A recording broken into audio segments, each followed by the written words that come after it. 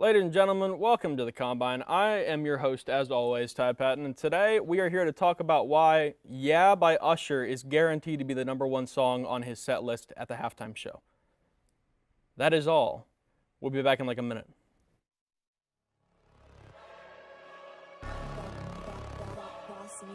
Things gon' change when I really hit the field. Undefeated champs, man, you know what's the deal.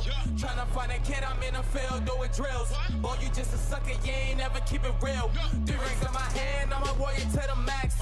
When I hang it up, they gon' have to give me plaques. Step up in the building and I only bring the facts. When I make a highlight, they gon' replay, run it back. Okay, always locked in, now I don't got time to lax. Saying he the best, he could take a lap. Batted 1,000 when you check the stats. Boy, is you ready? You ain't gotta ask.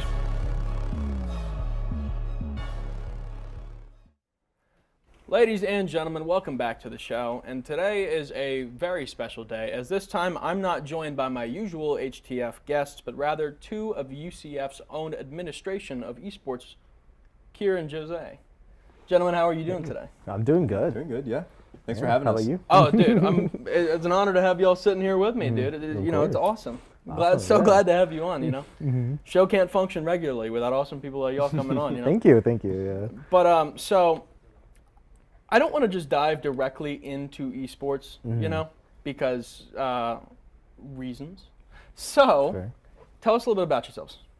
Oh, I'm Kier. I'm the secretary and also like the secretary of the secretary and also the content coordinator over at esports at UCF. I do a lot of administrative background work, a lot of scheduling and stuff, but also I do a lot of the content stuff. I also, get a camera, put it on the players sometimes, and make some fun videos on our YouTube channel, and sometimes also go live to showcase the games that we do over on Twitch. Yes, sir, Mr. Jose. Yeah, and I'm the broadcast lead, so mainly I just help out with the streams and whatnot, do a little casting sometimes, and just make sure that the streams are up and running. People are able to see the awesome players do whatever they're doing in their games, and put some content out there. Yeah, awesome what y'all do, and it's great for the sport too. We have some highlights we're gonna be showing later that are awesome, well put together, right? But I want to jump into Overwatch first as the game. So, like you said, you're the content creator, we're doing on Twitch and all this stuff. With Overwatch, we are coming into what's going to be a massive series, which I didn't know they got this big. But starting in March, we're going to enter the championship series, in which qualifiers open in North America and Europe. 512 teams qualify for this thing. I couldn't believe the number when I saw it. I thought it was a misprint, by chance, even though it was online. And I was shocked. And so what I wanted to ask is, by qualifying, what kind of competition can you expect out of 512 teams, just because of how broad that is? And what would be your initial outlook on that qualifier? And are competitions of this magnitude commonplace in esports? Yeah, so I'd say that one big thing is that especially in esports, it's very easy to pick up. All you need is a couple friends and a PC. So a lot of the time, these tournaments get really big. 512 entrants, like you said. A lot of the time, especially if they're open and not just restricted, you can get anyone from your neighbor and a few friends to somebody in a big esports lab that's getting paid for a lot of stuff. So it's very scary, especially if you are those people in the big esports lab and everything, and you're about to get absolutely destroyed by a couple of kids in their basement playing together. So it's very nerve-wracking for those players, I imagine. We even have some of our own players that are going to be participating in that very qualifier, trying to make it to the big the big stage and everything. But yeah, it's very nerve-wracking for them. I was asking one of our own, Laser, that's their gamer tag, but yeah, they're excited. They're prepping every day, looking for coaching, trying to get there. They want to be cream of the crop. So yeah, it's very nerve-wracking. Yeah, I can imagine with that many teams. But besides them, like you mentioned, them being Laser and the other people playing in these tournaments, I feel like y'all will know these guys best. And so what's your initial outlook on this tournament going in? To the qualifier, I should say. What do you think? I mean, like, I guess it kind of depends, right? Because 512 is like definitely like a huge amount of people, but Yeah. as it goes on, it ends up like halving every time. So it goes from 512 to whatever half of 512 is, 3 something. I'm not sure. And then I don't do math for a reason. All right? I do content, no math. But yeah, and then it ends up going down to 32 and 16. So towards the end of that, of those like qualifying rounds, it does get very, very, very heated. Yeah, I anticipate that it's going to be a lot of like people who get paid to play, who get to just sit back. But I'm telling you, there will be at least like 2 or 3 teams that make it to the very top that are just like you never heard of them before. So Really? yeah, it happens often. It happens really often. So it's surprising. So A lot of basement teams. yeah, a lot of basement teams. Yeah. Basement teams is coined by the Combine. Andrew and Mason patent it now. It needs to be patented. But aside from the big tournaments, as I was looking more and more into the games that are played, I began to notice a trend that was similar to something I saw in World Championship darts that I didn't expect. And not that, I'm discrediting towards any sport, but like in darts, you wouldn't expect to see like as many people as were there. They filled out an entire stadium. Yeah. And when I went into esports, I don't know what I was expecting, but there was enough people there to fill up probably a football stadium. It was awesome. And I wanted to ask the question, with all of those people in attendance, does that affect players at all? Oh, absolutely. I mean, the players already complain about like noise if we're being a little too noisy while they're playing.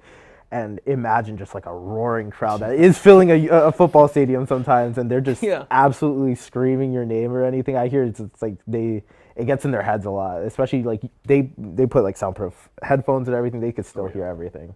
So it's very soundproof headphones? Yeah, they could. Well, not everything, but like they hear a lot of rumbling, even while they're trying to play. It's intense. Sometimes I've seen like soundproof glass around them and everything. Yeah, those are like the really high end units. They are just like in a locked in sound booth. It's wild. And on the streaming side of this, Ms. Jose, I wanted to ask you this.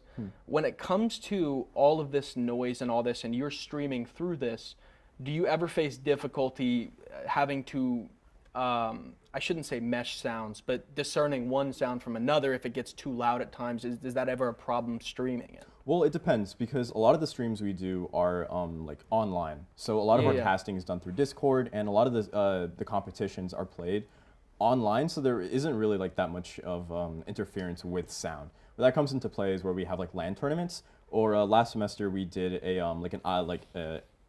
IRL, like a real life casting stream. And that was a little complicated because we had to set up an area where you had the casters, and then you also had the analyst panel, and then the players all in the same room. Yeah. So a lot of it is like, doing like noise filters and making sure like the clacking of the keyboards is like the worst when it comes to Is it really? That. Yeah, definitely. Out of everything?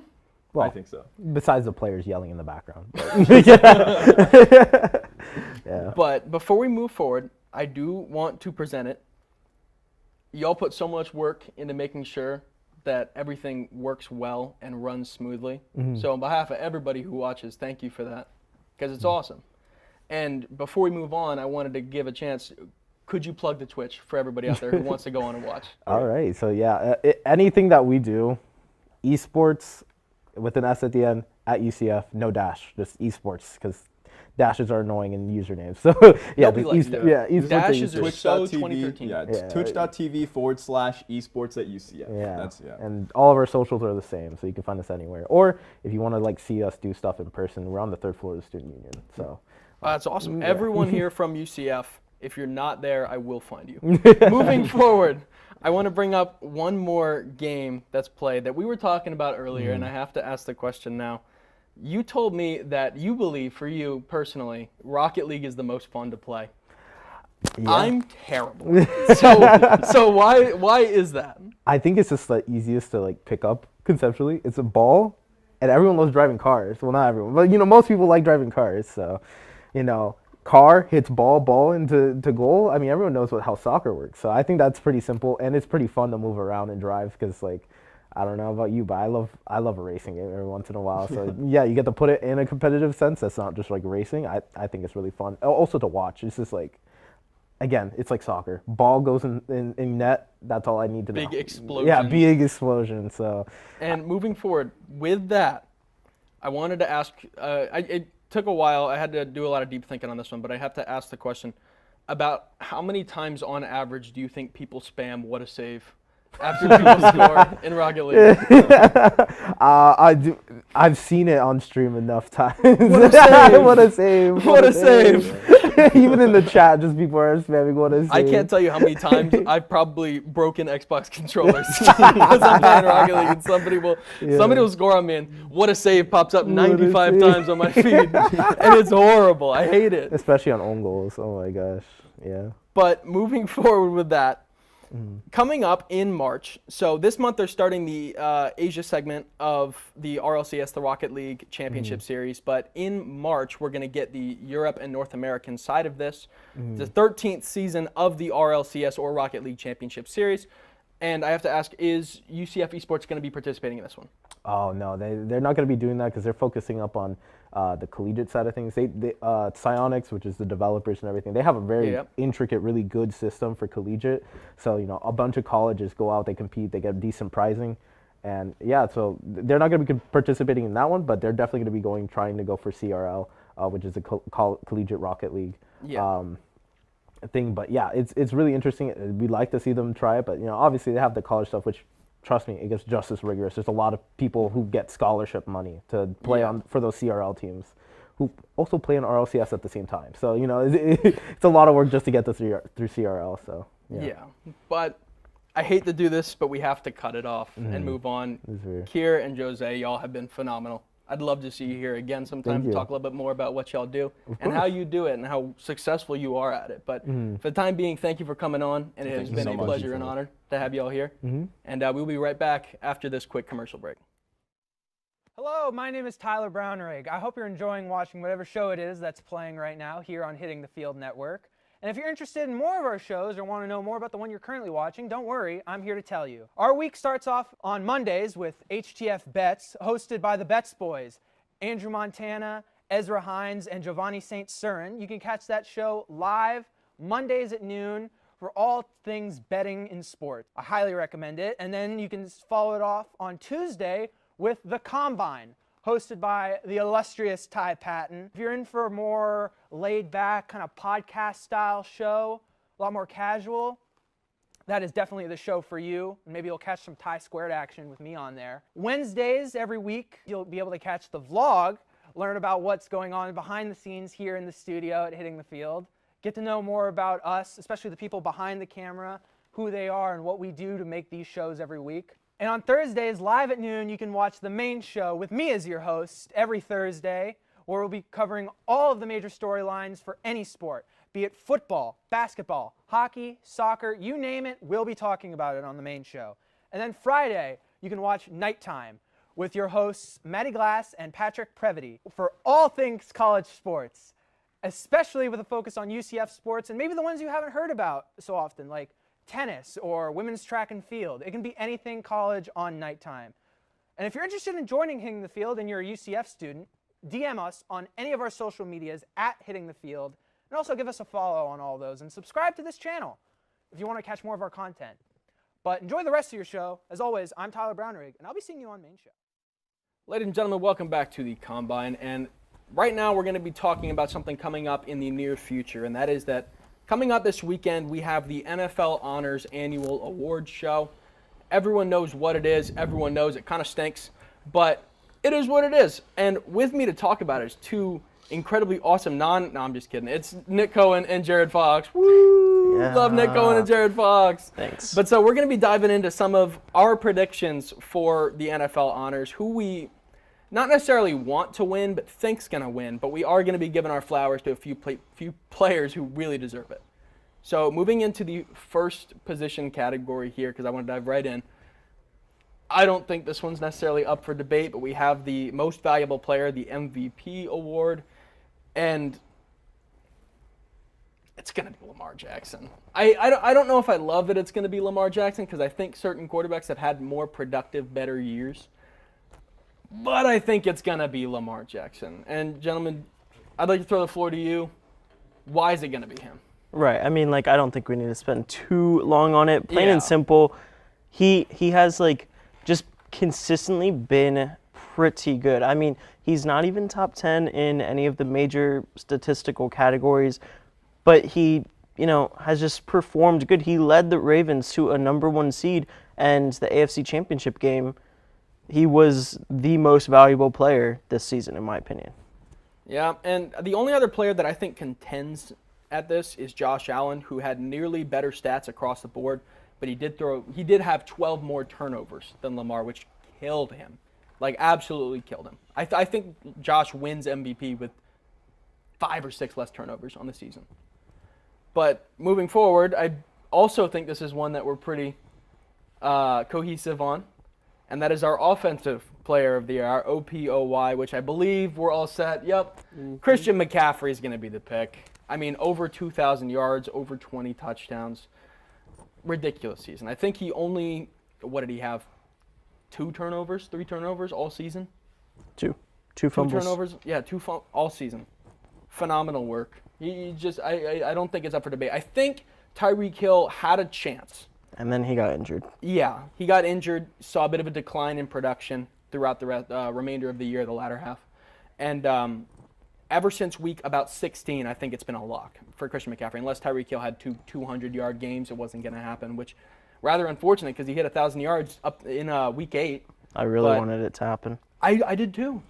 I have been praying for that man to have a great year because you leave the Chiefs, you want to see this guy succeed. It's a little bit of a rough path, but Christian McCaffrey.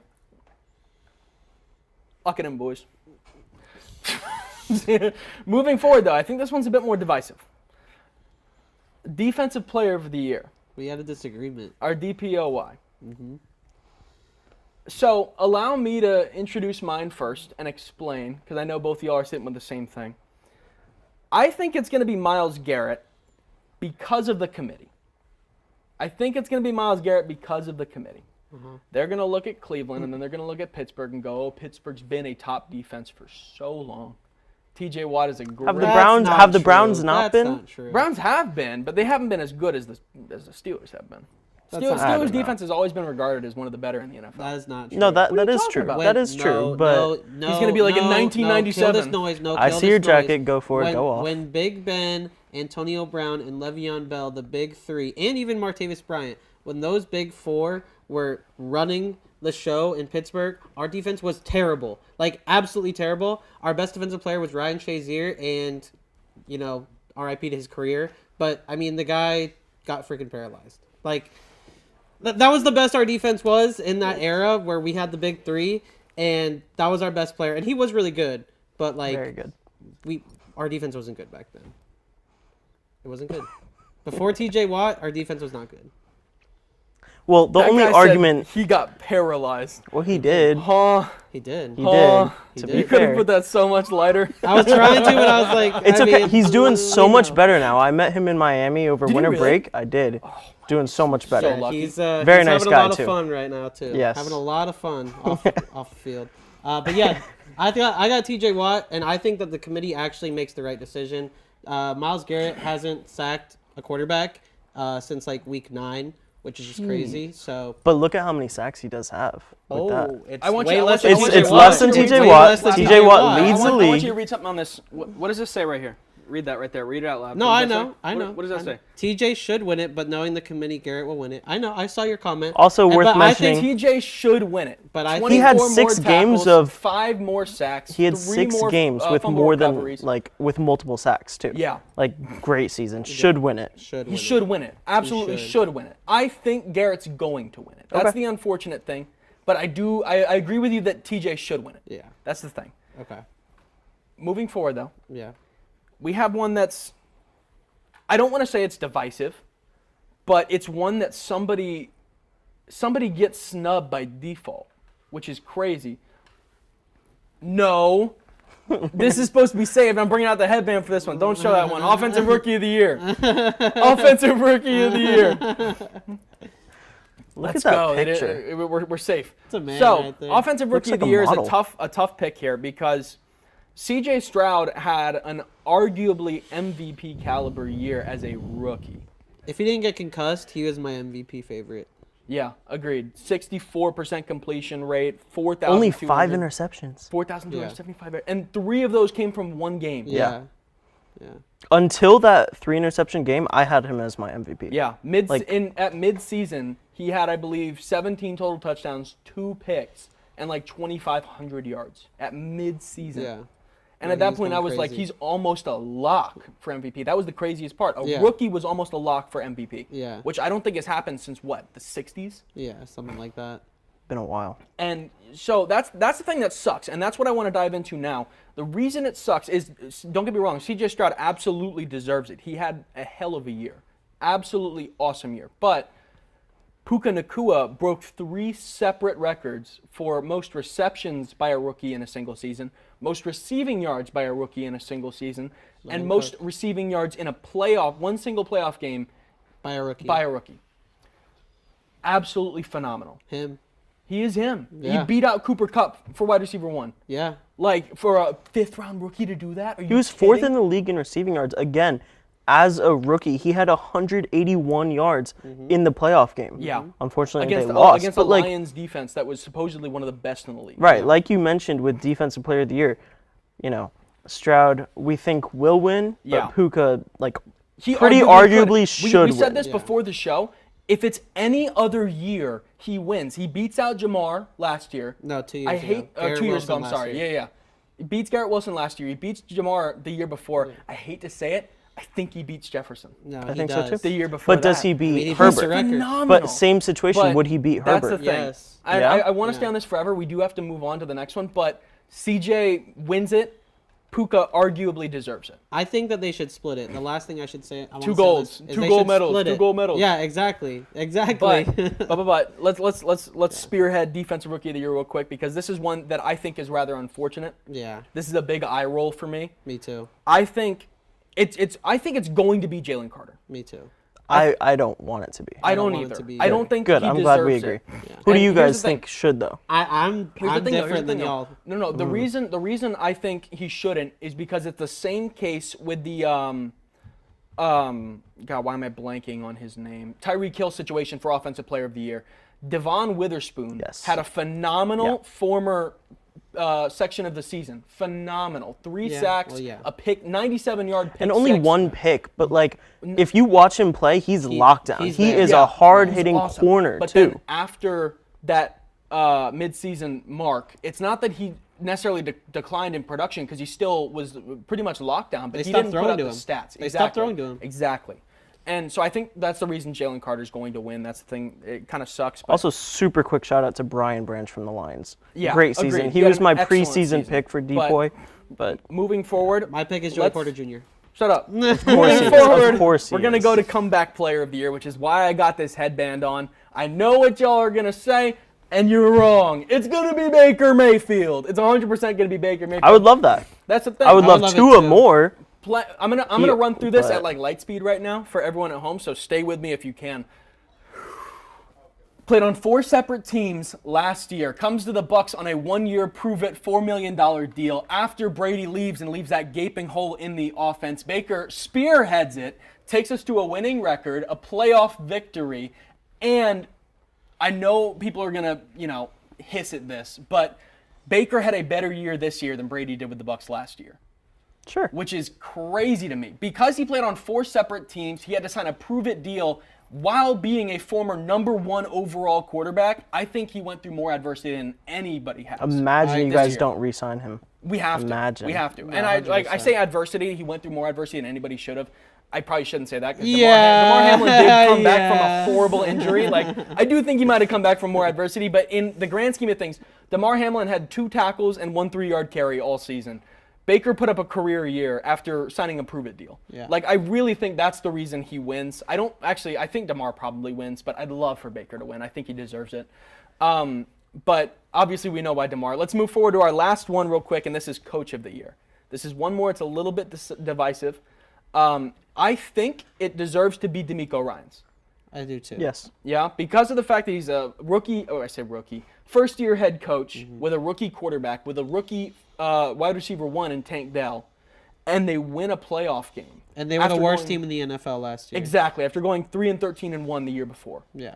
phenomenal surge uphill from last year to this year. He was amazing. And if you don't want it to be D'Amico Ryans for whatever reason, I would argue it should be MCDC, Dan Campbell, because, I mean, Ben Johnson had all the opportunities in the world to go to Seattle, to go to Washington, and he declined all to stay as an OC in Detroit. Like, there's got to be something there. There's got to be something deeper. They know something we don't. Exactly. But I do think it's going to be Kevin Stefanski. They lose Deshaun. They lost Nick Chubb for the entire year. Still goes to the playoffs on an 11-6 record. I think it's probably going to be Give him his flowers. I still think D'Amico, though. reasonable. I think it should be D'Amico, but I like Stefanski winning it. And I like him winning it over Dan Campbell. And Sorry.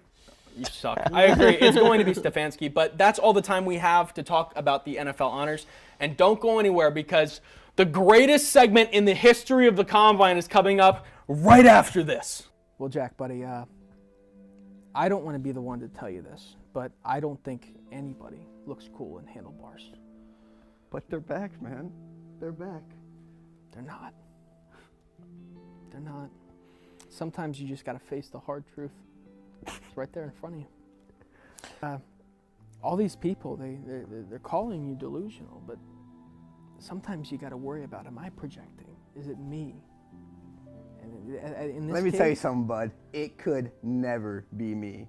Anything I say is factual and truth, and that's why the Vikings are going 16-1 this year. organization, you have to look at your roster and say, I've had Kirk O'Thuggins for 6 years.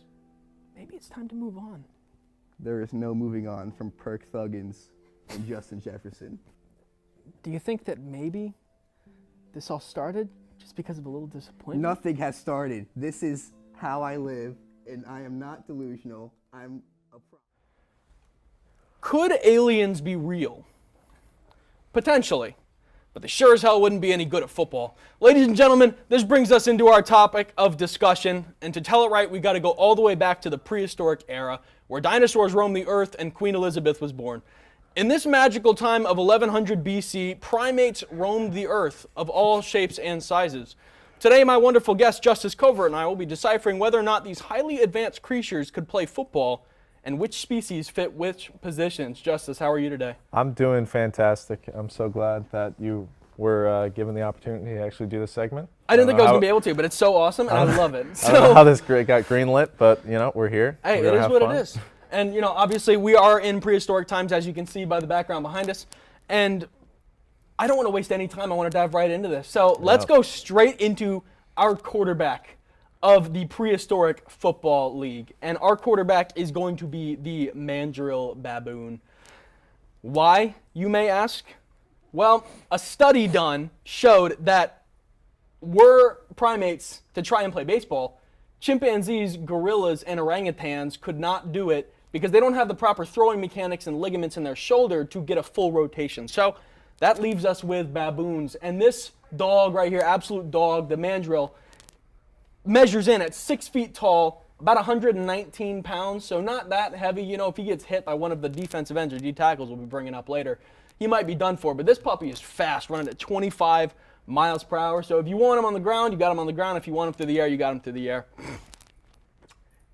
And I mean, if you look up here at this, this guy looks like he just threw a pick. This guy looks like he just scored a touchdown. He's already got the raw emotion to show for it, right? Like, he's already where he needs to be. Do you have any thoughts on this? Yeah, he looks like a real spark plug type of guy. 25 mile per hour, 40-yard dash, I guess. Real dual threat player. Yeah, him being 6 feet tall is good, though. He's already got an advantage on Bryce Young. So I think that's a good pick for quarterback. Yeah, I think so too. I think that's the best you could do, right? Yeah. But moving forward, we have our running back.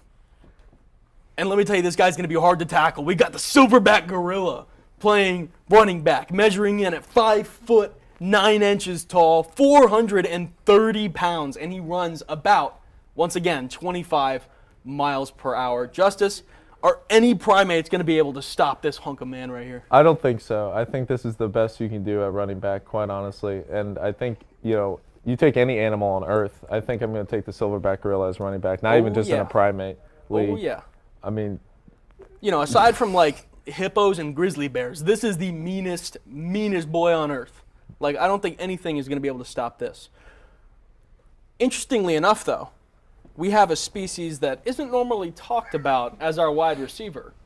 You want to go ahead and throw that up? We have Mr. Sasquatch, Mr. Bigfoot, measuring in at about 9 feet tall, about 800 pounds, and running 35 miles per hour. Are you kidding? Are you...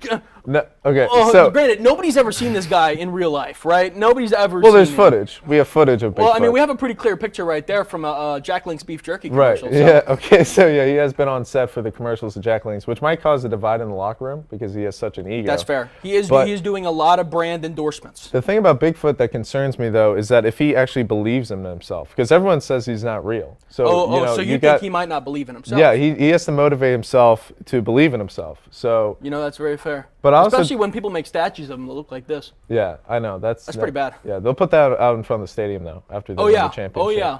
Once in 1100 BC, Bigfoot goes for 250 receptions and 9,000 yards. I think they'll put a statue of him up out in front of the stadium. I don't understand where they get 35 miles per hour from, because the only video we have of him is he's just walking. He's walking like 2 miles an hour. So, yeah, I'm not sure about the speed. Average trip to the gas station. But he's definitely got the size, yes. Indeed he does. But moving forward, we're going to go over our O-line and D-line back-to-back because they are the same person, or I should say primate. Yeah. Growers Gorillas. These guys measure in at 6 feet 4 inches tall, roughly 600 pounds, and this bad boy can deadlift 4,000 pounds. Like, are you kidding? Right. Are you kidding? Oh my goodness! That's like a car. Yeah. That is like a car. That might be more than a car. If a Grower Gorilla gets his hands on you, man, you're done for. Like you're gonna be in Taiwan by sunset. Like he's pushing you like crazy. You're not escaping this one, buddy. And moving forward, if you want to throw up the other one, just for reasons, we also have the defensive line. Oh, well, defensive line is also Growers Gorillas, but we got the orangutans, and for anyone who didn't know, that's how you spell orangutan. There is no G at the end of it. Y'all are just stupid. Orangutans are playing our defensive ends here. They are 5 feet tall, 300 pounds, but most importantly, they have that 7 foot 3 inch wingspan. So just as a little demonstration, if he's coming up and this is the offensive line, that boy is getting through the offensive line like crazy. No one's going to be able to stop him with that wingspan. Like he's ripping through. You know? No one's stopping him. Absolutely. It's absolute monster on the defensive line. Moving forward, though, we have middle linebackers. If you want to go to middle linebackers, we have the Eastern Chimpanzees. And these guys are scary for a number of reasons. For one, these things attack 2 parts, jaws and genitalia. And so if you've got a silverback gorilla running full speed, I think he's more worried about, is potentially my hoo-ha going to get torn off in this battle? Right. Like, there's a chance. With these Eastern Chimpanzees, these guys are menaces. So you want to watch out for these guys. They're measuring at 5'6", just under 200 pounds, about 25 miles per hour top speed. So they are pretty quick. The thing is, though, I think that they have against the silverback, though, they're going to get trampled. 200 pounds against the 400-pound silverback gorilla. I know, but all he has to do is one of those uppercut grips, Right.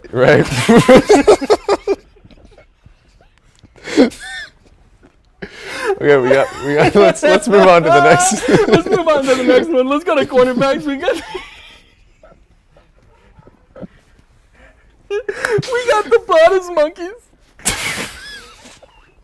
Imagine we get it. 3 foot 6 inches tall. He's got a 58-inch vertical, and he runs at about 35 miles.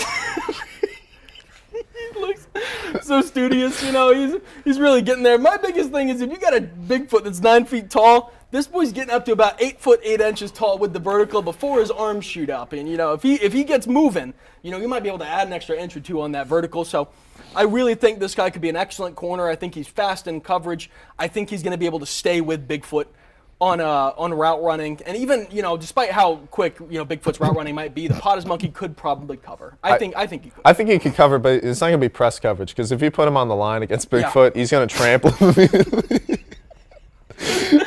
And last but not least, we have our coaching staff is the Rhesus macaques. So the Rhesus macaques are a monkey species currently in Australia, but they also lived in the prehistoric era.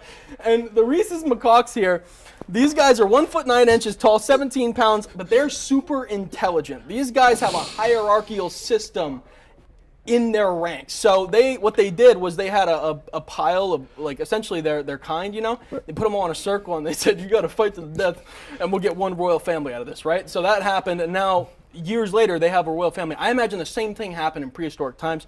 They found the toughest of the tough, the Dan Campbell of rhesus macaques, and that guy is their brick and mortar. You know, he's the guy holding the whole foundation together. Yeah. So if you get a guy like here, you know, like some kind of hyper intelligent, like play calling rhesus macaque, you know.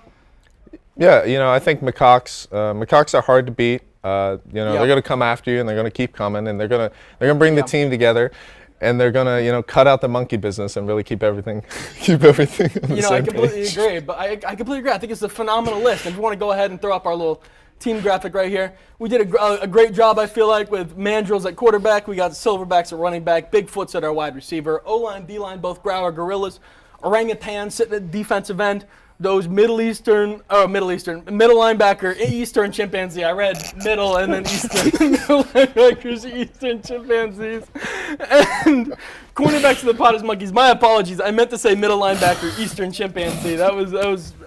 I'm laughing too hard. This is too funny. But I think it's a great team that we put together. Yeah. Right? Would you agree? Yeah, I think this is. We couldn't have done better. Honestly. I don't think we could have. And plus, getting the rhesus macaque sitting in here and commanding this whole team. You know, I think this has a chance to win the prehistoric bowl, you know? Prehistoric bowl. If that's what they're going to call it. Maybe Tyrannosaurus Bowl, something like that? Yeah. Velociraptor Bowl. Something along those lines. There's something anyway, there. Ladies and gentlemen, this has been possibly the single greatest season. Segment. So funny. Segment 3. Segment. Thank you, Justice Covert. Possibly the funniest segment 3 in the history of the Combine. I don't think anything has even come close. But Justice Covert, I want to thank you so much for coming on, taking time out of your day to talk a little bit of monkey business with me. And we will see you next week, same time, Tuesday at noon Eastern time. Don't go anywhere. I'll be right back, I guess.